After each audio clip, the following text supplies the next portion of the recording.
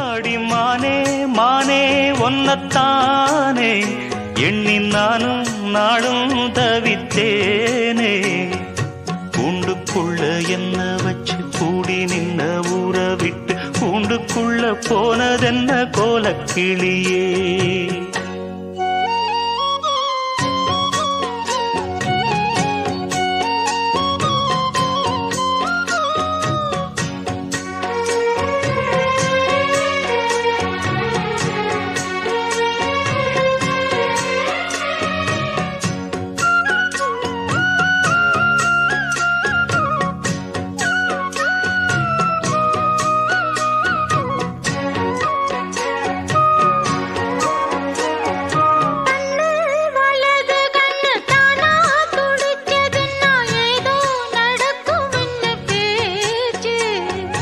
மானா குறையும் இன்னு மாசு படியும் இன்னு வீணா கதை முடிஞ்சு போச்சு.